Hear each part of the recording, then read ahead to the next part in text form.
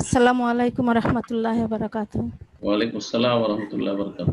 প্রশ্নটা হচ্ছে, আমি আগে অনেক ছবি উঠাম, তো আপনার 2017 সাল থেকে আপনার যখন শুনি তখন থেকে ছবি টবি উঠানো সব বন্ধ করে দিছি। তো আমার মোবাইলে বেশ কিছু ছবি আছে, তো এগুলি কেউ কোনো ফেসবুকে নাই, কোথাও নাই। হয়তো আমার ছোট দুইটা বাচ্চা আছে, ওরা দেখতে পারে বা আমি চাইলে দেখতে পারি। এখন এগুলি কি মুছে দিতে হবে না থাকলে গুনাহ হবে?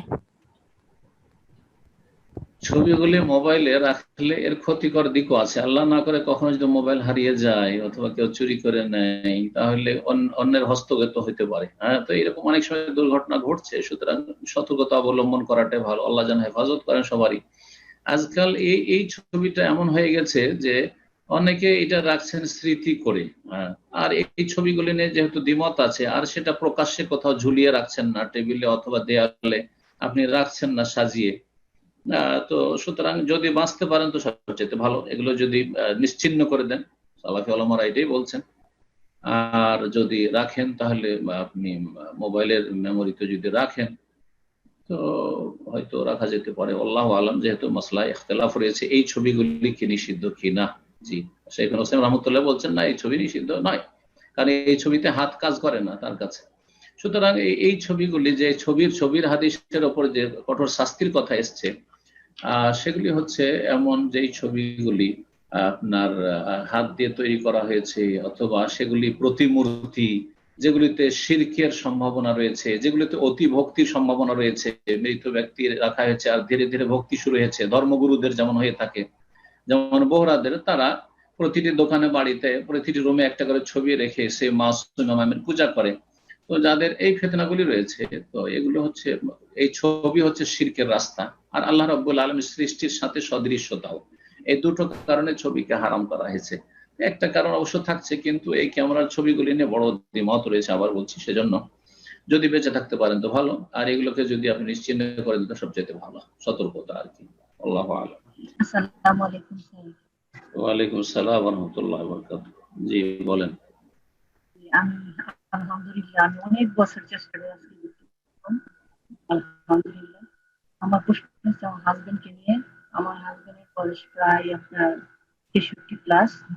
সে এখানে বাংলাদেশ থেকে 1991-এ আমেরিকা আসছে।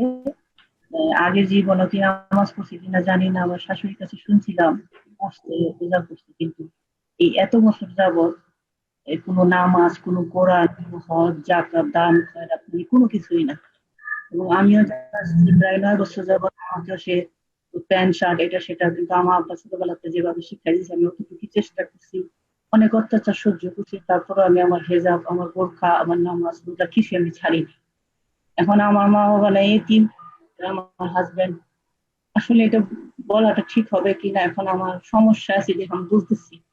উনি আমাকে অনেক রকমই টর্চার করে, অত্যাচার করে, কিন্তু আমার কোথাও যাওয়ার জায়গা নেই।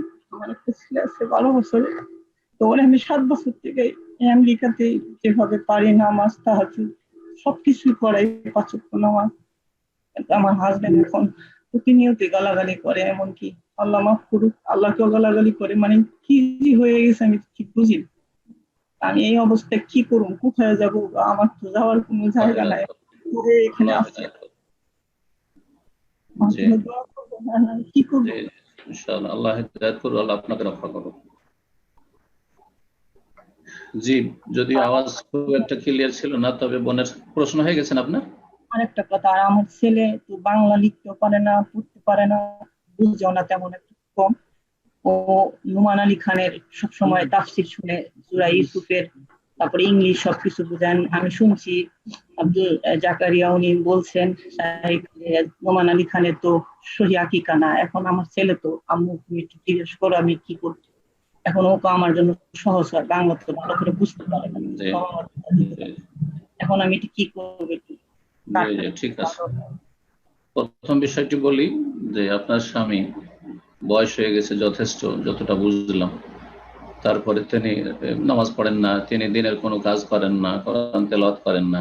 আর এই কোরআন তেলাওয়াত না করলে কমপক্ষে যদি 5 ওয়াক্ত সালাতটা পড়তো, তাহলে সে মুসলিম থেকে যেত। তো যার 5 ওয়াক্ত সালাত নেই তার ইসলাম নেই। আর যদি কোনো আমল না থাকে তাহলে সবার কাছে ইসলাম নেই। 5 ওয়াক্ত সালাত যদি ত্যাগকারী হয় তাহলে সে বড় কাফের না ছোট কাফের নিয়ে দ্বিমত আছে, কিন্তু কোন ব্যক্তির যদি কোনো আমল না থাকে, শুধু জন্মসূত্রে মুসলিম, কোনো নেক আমল নেই, যেমন বললেন যে যাকাতও নেই, সাদাকাও নেই, তেলাওয়াতও নেই, নামাজও নেই, তাহলে সবার মতে সে মুসলিম হতে পারে না। তো এইরকম ব্যক্তির সাথে থাকা জায়েজ নয়। তো যদি সম্ভব হয় যে তার থেকে সেপারেট হয়ে গিয়ে বা তার থেকে অব্যাহতি নিয়ে আপনি জীবন যাপন করতে পারবেন, এইরকম ব্যবস্থা আছে, তাহলে এইরকম লোকের, অসৎ লোকের সাথে সংসার করা জায়েজ নয়। এইরকম ক্ষেত্রগুলিতে যদি অসহায় কেউ হয় কোন বোন, তাহলে মুসলিম সরকারের ফরজ দায়িত্ব হচ্ছে যে মুসলিম সরকার এইসব বোনদেরকে ভরণ পোষণ দেবে, আর কোনো কাফের কাছে, কোনো মুরতাদের কাছে থাকার সুযোগ দেবে না, যেন অসহায় পড়ে না থাকে। কিন্তু বড়ই দুঃখের বিষয়। তো যদি এইরকমও হয় যে কোনো অমুসলিম দেশও আছেন আর সেখানে অমুসলিম সরকার আপনার ভাতা দিচ্ছে, আপনার বাসা ভাড়া দিচ্ছে, আর সেখানে আপনি থাকতে পারবেন, তাহলে এইরকম মুরতাদ লোক যারা ইসলাম থেকে বেরিয়ে গেছে, তাদের কোনো আমল না থাকার কারণে, 5 ওয়াক্ত সালাত না থাকার কারণে, ইসলাম বিদ্বেষী হওয়ার কারণে, তাদের সাথে না থেকে আপনি একাই থাকবেন, আল্লাহ রাব্বুল আলামিন আপনার সাহায্য করবেন। আর ছেলেরা যদি বড় হয়ে যায় তাহলে তো অসুবিধা নেই, ছেলেরা যদি বড় হয়ে যায় তো ছেলেকে বলবেন, ছেলে আপনার দেখাশোনা করবে। দেখেন, মুরতাদ ছেলের সাথে থাকা যেতে পারে, মুরতাদও যদি ছেলে হয়, মুশরিকও ছেলে হয়, অমুসলিম ছেলে হয়, তার সাথেও থাকা যেতে পারে, কিন্তু ও অমুসলিমের সাথে কোনো বোনের থাকা বা মুরতাদের সাথে কোনো বোনের থাকা, স্বামী গ্রহণ করে থাকা জায়েজ নাই। কারণ তার সাথে একটা শারীরিক সম্পর্ক আছে, আল্লাহ হারাম করেছেন, লাহুন্না হিল্লুন লাহুম ওয়া লাহুম ইয়াহিল্লুনা লাহুন্না। মুমিন নারীরা কোন কাফেরের জন্য হালাল নয়, কাফেরের জন্য হালাল নাই। ফালা তারজিউনা আল কুফার ফাইন আলিমতুমুহুন্না মুমিনাতিন, আল্লাহ বলছেন যে তাদেরকে যদি ঈমানদার পাও নারীদেরকে, তাহলে ফালা তারজিউনা আল কুফার, কাফেরদের কাছে তাদেরকে কখনো ফিরিয়ে দিও না, কাফেরদের সাথে যেন সংসার না করে।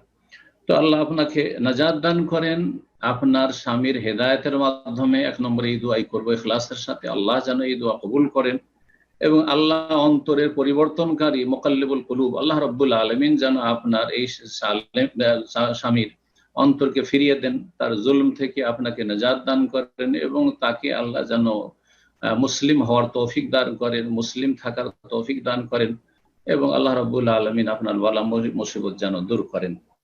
দ্বিতীয় যে বিষয়টি বলে সেটা হচ্ছে, আমার ছেলে আছে, সেই ছেলে নোমানী খান বা এইরকম যারা বিভ্রান্তিকর কথাবার্তা বলে, আকীদায় যাদের সমস্যা আছে তাদের বক্তব্য শোনে, এখন আমি কি করতে পারি? তাদেরকে বুঝাইতে পারেন যে উত্তম বিকল্প আছে, এমন নয় যে ইংলিশ ভাষাতে কোনো সহি আকীদার আলেম না আছে।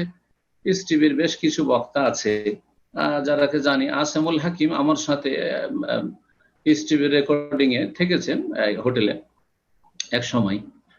তো আসামুল হাকিমের ইংলিশ লেকচার শুনতে পারেন, উনি যেহেতু সৌদি আরবের মানুষ, ওনার আকীদা মানহাজ ঠিক আছে, ওনার আলোচনা শুনবেন।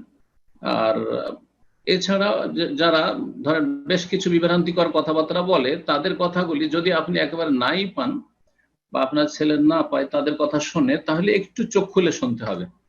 যেসব গুমরাহি আছে সেগুলি বাদ দিয়ে ভালো কথাটি যদি নাই, কিন্তু অনেক সময় নেওয়া এই ক্ষমতাটা থাকে না, যে কোনখানে গুমরাহি ঢুকে গেল আর কোনটা ঠিক কোনটা ভুল এই পার্থক্য করার ক্ষমতা থাকে না, তখনই বিভ্রান্তিটা হয়।